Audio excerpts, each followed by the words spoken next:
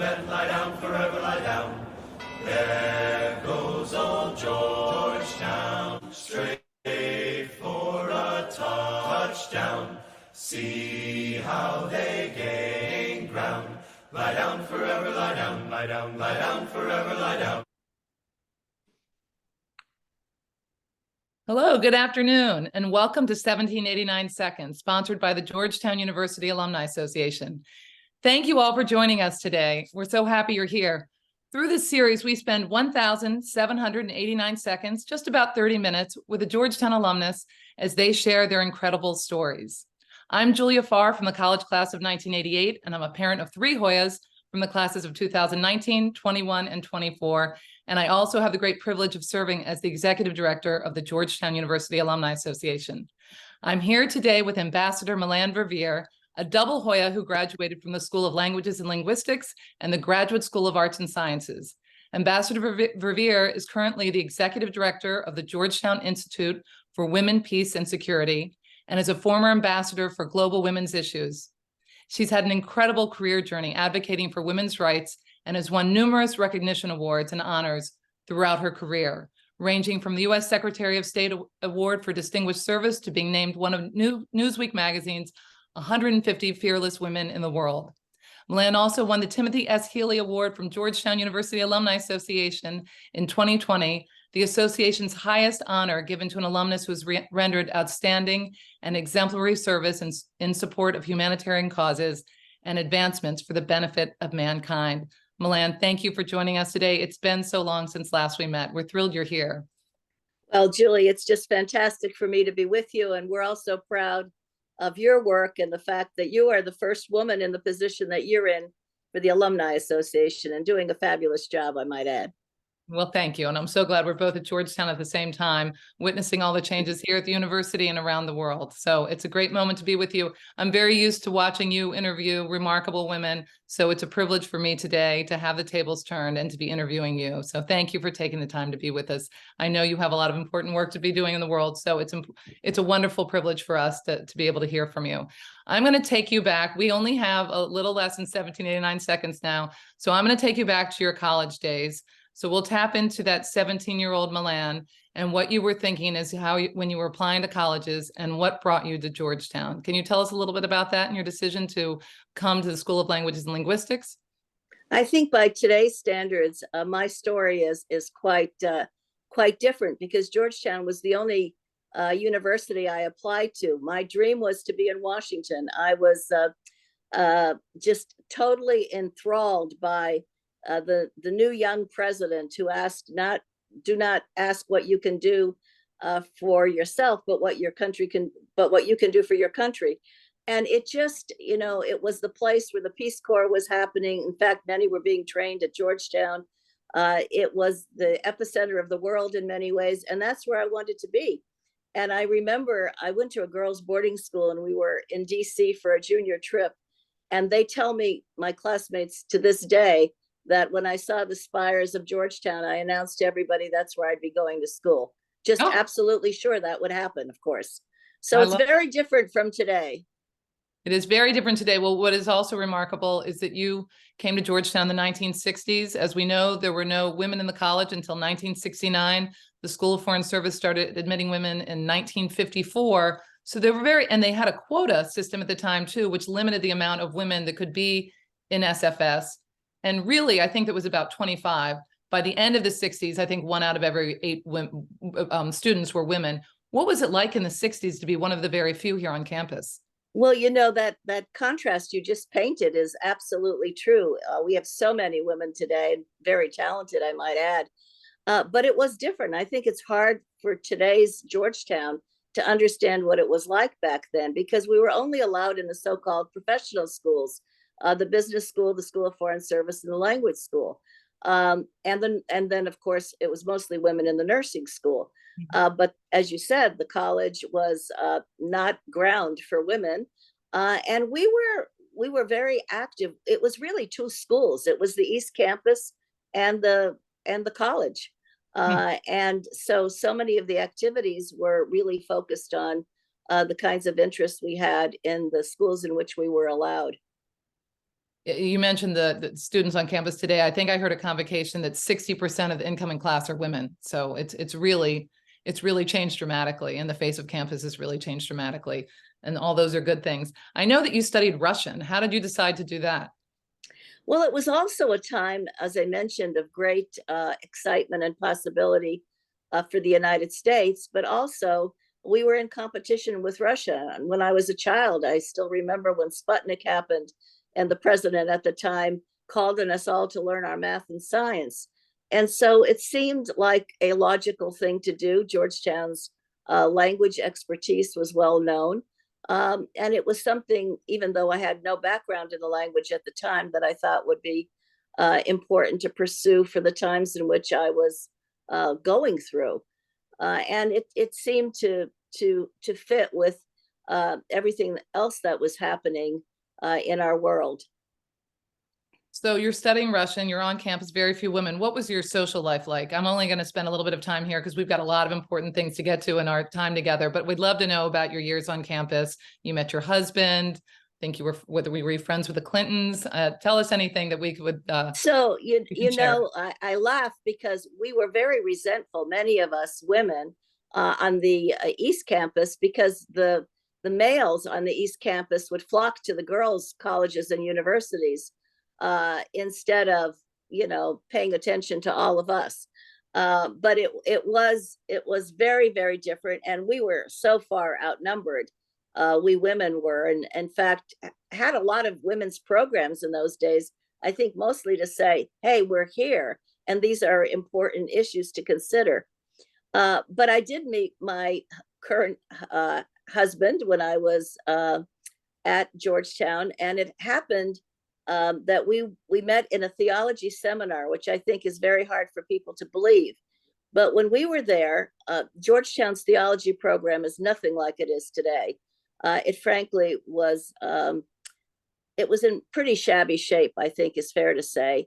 There were some new Jesuits had come in who were well steeped in the theology of our times, like Father McFadden and Otto Hens, who's still there, and Paul Chaffee. And Paul Chaffee was someone from whom I took what is the equivalent of Problems of God for 2 semesters, as did my husband. We were in different classes. And it was just really very demanding. We had countless books to read. We worked harder in that subject, in fact, more than many others. And then we persuaded Paul Chaffee to stay with us because we didn't want to go into one of those lousy classes, basically. And so he created a seminar on the liturgy. There were 8 of us. It was a terrific time. We basically got everything he knew about the liturgy, and he was an expert. And then we persuaded him for the second semester if we could continue with him. And we had McSorley for social justice, and then he spent some time with us additionally. So, and that's where I met Phil, who was in this small class, and I was clearly smitten, and the rest is history. That's so great. I remember Father Chaffee well. I got in trouble when I visited the villa in Florence, and if you're not registered there as a student, you're not supposed to go and visit a friend and say, maybe even try and stay the night in the girls' dormitory part of it. And he found me, and he made me go stay with the Irish nuns up the hill for the weekend. Well, I remember much, much later, we were no longer students, but we did spend a week with him at the villa, just with some other alums, and it was fabulous, really fabulous. That's wonderful. Great memory. And your daughter went to Georgetown as well, so you have great Georgetown roots. So you graduated in '66 with your bachelor's degree, and then you completed your master's at Georgetown as well, continuing in Russian studies. Were you thinking you kind of went on a career path at that point? Well, more or less. It was a different time for women as well, clearly. We were, for the most part, trying to balance, but not really balance. If we had families, we mostly stayed home with our families. And it was difficult to break into a lot of the professional career opportunities. But I was fortunate to get a fellowship to do my graduate studies at Georgetown. I had a defense fellowship, and everything was paid for because obviously Russian studies, Russian language programs were considered really critical for the United States. So I loved my program, both as an undergrad and then as a graduate student, and spent an extra year. I didn't finish my dissertation until another year later, but I was no longer on campus doing that. So then when you left campus, and I'm going to ask a couple questions at once and let you take on whatever you'd like to take on. So you graduated, you spent your whole career at this point working on public policy issues, specifically relating to women's issues and civil rights. When did you know at this point, when you're leaving Georgetown, when is the point where you know that you want to follow this path? Well, your entire career. I was always very civic minded, and I think it came from my father, who even though we were in a small town in Pennsylvania, he was constantly engaged with the community, and politics was a way that you provided service. You were involved with helping people, and so that was deeply embedded in me. And after I left grad school, I moved to Chicago, where my husband was in law school. We weren't married at that moment. We got married right before I left for Chicago, and he was already finishing his first year of law school. So, I was needing to find work. He had scholarships as well, but it didn't cover everything. So my first job actually was working for the Social Security Administration, which had a very big facility in Chicago. That was the beginning and end, I think, of that work, because after that, he finished law school. We moved back to Washington, and everything seemed to fall into place in terms of what my critical interests were. So then next up, big moment in life is you're serving in the Clinton administration. What led you to that? And can you talk to us about those years you were there for both their terms? Well, I had a number of opportunities. I was engaged in a number of NGOs. You had mentioned civil rights work, the independence of the judiciary, et cetera. And then I was fortunate to be asked to join the Clinton administration. Now, the one part of the story we didn't mention here is when one is fortunate enough to have as a classmate a future president of the United States, things often work out very differently from the contours of your life that you had thought were going to proceed in a different way. But I became, at the time, both a assistant to the president and the chief of staff to the first lady. I was involved in the campaign. President Clinton, then Bill Clinton, student, and my husband were in student government together at Georgetown. So Phil was junior class president. Bill was freshman class president. So they actually spent more time together than I did with him. But over the years, he kept saying to me, "You have to get to know Hillary." And I really, I remember the first time I met her, we were having a conversation that could have gone on forever with comparable interests, et cetera. And then when the campaign started, I stayed in the job I had, but I was working as a volunteer through much of the campaign. And then for the fall campaign, I left my job. But I was engaged that way. And just as a matter of fact, Georgetown students, alums, were among the biggest contributors to the Clinton campaign, along with Yale. And we had, because he'd gone to law school at Yale, so we had this big competition going on with who was going to be more supportive, Yale or Georgetown. Class of 68, it's a big class. It's a big class, and it still seems to be very prominent. It does. Some of the very best. When you were in the Clinton administration, you oversaw Hillary's, and there was global initiatives as women's rights, as human rights, which you say often. What did this position entail? Well, originally she was going to really focus on children's issues and education, which she had done a great deal as the governor's wife. Healthcare began to rule our lives because the effort to try to get healthcare reform adopted was all encompassing. But there were other issues that our office, because we were integrated so closely with the president's operation, that we worked on, from legal services to the arts. And I might add that Leo O'Donovan, who was president of Georgetown at the time, President Clinton named him to the National Endowment for the Arts, where he was a tremendous asset over some years. So the Georgetown connections remained strong throughout the Clinton administration, including the big class reunion for the class of 68. Even though I wasn't 68, I somehow was part of that big reunion. And I think it was the most unforgettable class reunion ever to have it at the White House. But in terms of our work, we used to say, we worked, it was Friday, we had 2 more work days till Monday. It was extremely intensive. It was almost 24/7. There was so much that one wanted to do, knowing one had a limited amount of time, and that it was a great privilege to be able to work for your own country in advancing some of the issues that were critical to the American people. And it wasn't until the then First Lady went to this 4th UN World Conference on Women that took place in Beijing, China, which was really an effort to once and for all put gender equality, women's equality on as part of international law. It hadn't been up until that point. And that's the whole point of human rights are women's rights. Women's rights are human rights. Women are human. We have the same rights. And that seems, when I say it to young students today, they look at me like she's crazy. But the reality was, it was not embedded in international human rights law. And it wasn't until after the agreements that came out of that conference that even the United States government in the State Department, in its Human Rights Office, began to work more vigorously on what would be considered women's rights issues.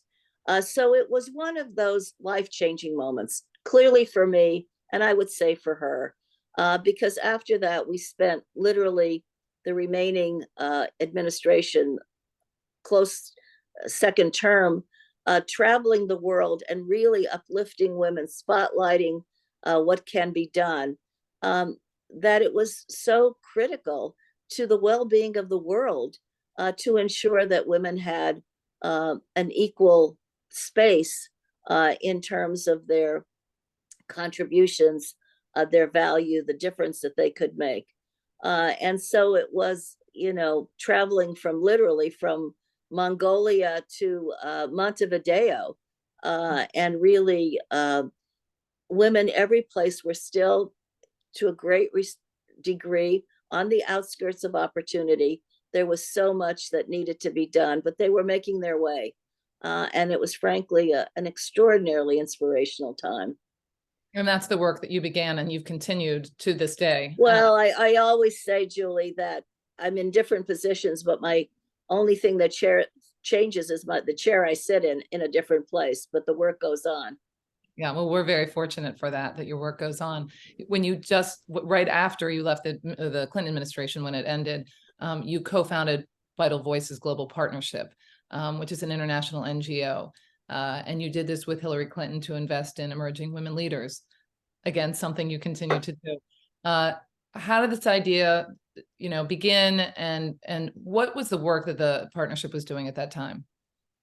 So what happened was, again, it had its genesis in government. So there was the Vital Voices Democracy Initiative that was a part of our foreign policy. And it was something that Secretary Albright at the time was very keen on doing. And Hillary very much became a partner in that effort. And it was a lot of the things that I already described in terms of how so much of the second term of the Clinton administration, in terms of her engagement, was conducted. And in the process, we were meeting women all over the globe. There were Vital Voices conferences, and that was under the aegis of the State Department. People like you and I would come as experts in communication skills and how do you how do you run a business, how do you start a business. It was the former Soviet Union. Everything had collapsed in the way it was, and now women needed to take their place in what one hoped were the new democracies and the new capital economies, no longer command economies. And what place were they going to have for themselves? And I remember one woman to this day said to me that when she went into one of these meetings, she thought she was at a banquet feast. but she realized she couldn't eat everything. She only could touch the appetizers because there was so much she needed to learn and do so that they could take their place in this new world, so to speak. And when the Clinton administration was coming to a close, there was no guarantee that this work would continue. One didn't know. And it was the women themselves, many with whom we had worked for years, who came and said, "Are you going to orphan us now? What is going to happen to us? We've been working across geographic lines." You know, one would say, "Julie is doing X in her country. That's how I learned how to do it, because I figured if she could do it, I might be able to do it in my country." So there were these huge bonds that were created. And that led to, well, maybe we need to start an NGO. And honestly, I never expected to be running this NGO, to start it, to run it for 8 years. It was very hard to raise the money to begin with. It was really a very startup with a capital S. And today it's an extraordinarily successful, impactful organization globally. But that's where the start came from. And it was really fulfilling a need that women felt, and continues to this day with different iterations. And then as you were doing that work, it's then when President Obama nominated you to the it was United States Ambassador at Large for Global Women's Issues in the State Department, and you made the move over to the Obama administration. This was the first time a position like this had been created. It goes on today. What did you work on then? So the Vital Voices continues to go on, but now you're in the Obama administration in this new position. Could you tell us a little bit about that? It was basically predicated on the fact that it was critical to our foreign policy, that whether it was work on climate or the economy or security or any of the kinds of challenges the United States confronts, that women needed to play a critical role in all of those activities, that no country could get ahead if it left half of its population behind, that we were basically working with one arm instead of two.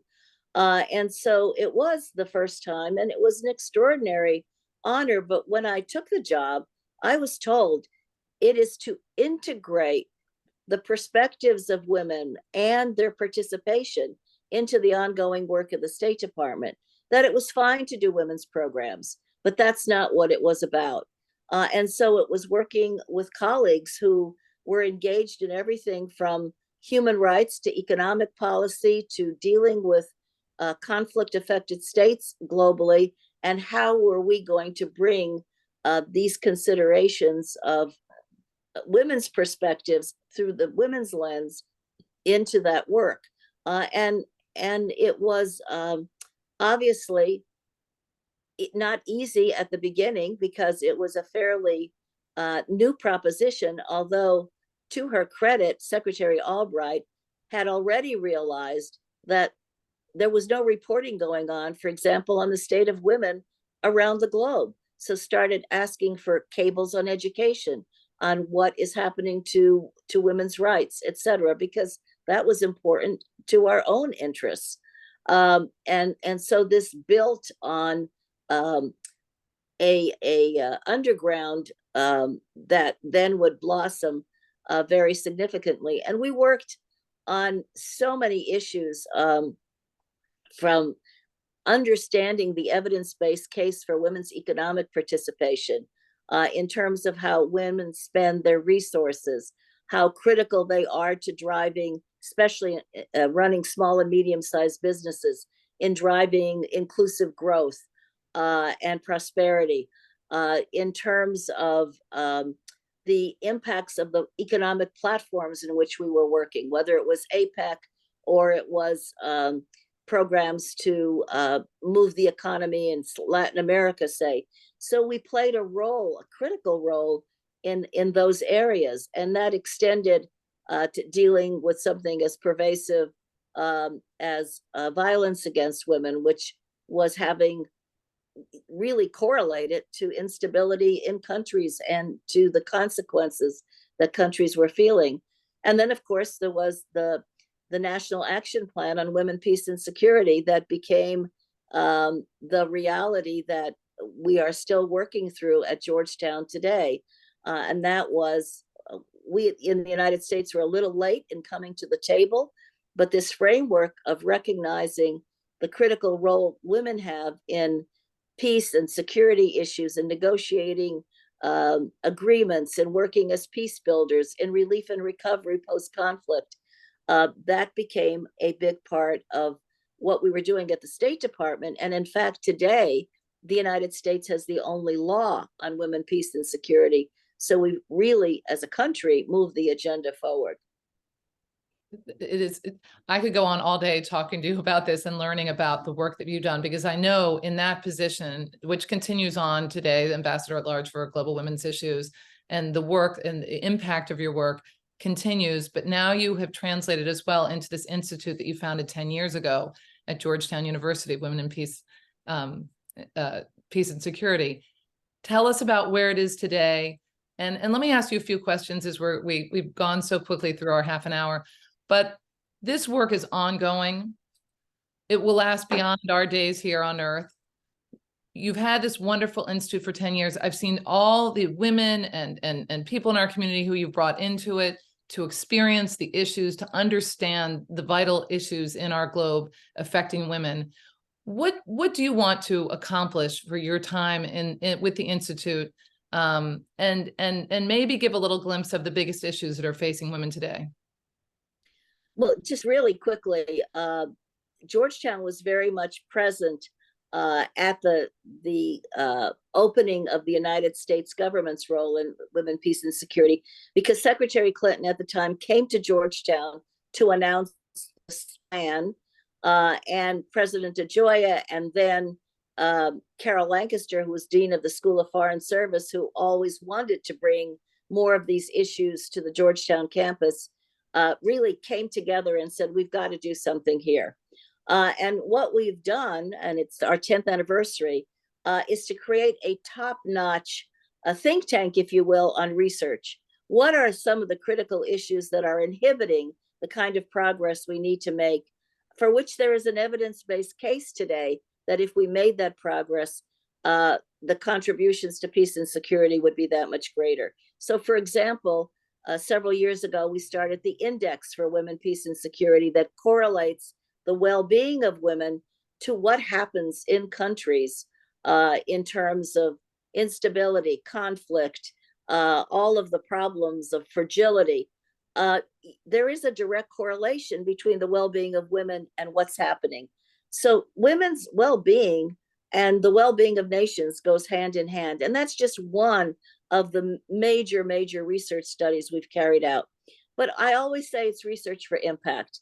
And our role has also been to work the platforms of the world with governments in multilateral settings, to take the benefits of what we've learned and to apply it to that global action platform that needs to be furthered in every way possible. And then, of course, our students. We have this extraordinary group of gifted young people on our campus. Today, we have a certificate in gender, peace, and security, which will allow those graduate students at this point who want to pursue work in this field, and there are more and more jobs in this field, to come in with a competency they wouldn't have otherwise. And we employ so many of our students in our work, and we have major programs on campus, as we just had the First Lady of Ukraine last week. And we are about to have our big annual awards going to Christiane Amanpour for her reporting work, but also to 3 extraordinary peace builders in the Middle East and Africa. So in a nutshell, we don't have enough time, but there is so much more work to be done. We are hardly where we need to be in our world. There's a lot of pushback today from authoritarians, and we have more than enough to do. Our work is cut out for us to make the kind of progress we'd all like to see. It's outstanding what you've done, Melanne. We're at our time. I want to ask one last question. What continues to drive this grit of yours? Grit is focus and determination together. And you use the word for others all the time, that other women that you see are indefatigable. That's what I think of you. What continues to drive you?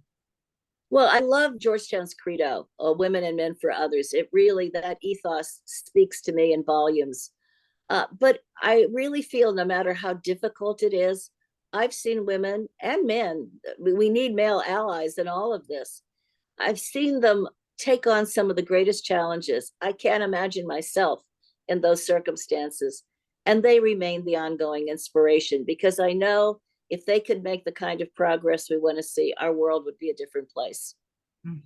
We are so grateful to you. Thank you for we could spend at least 10,000 seconds talking about everything that you've done and brought to our world. So thank you. We'll continue to be grateful, and we want everyone to learn about the Institute for Women, Peace, and Security. So please stay in touch and learn more about the great work of Ambassador Verveer. Thank you. Thank you so much. And I look forward to being a part of this celebration next week too. Well, we always love having you, Julie. Thank you. Thank you, Melanne. And thank you for all joining us today. We'll see you next time on 1789 Seconds. Hoya Saxa.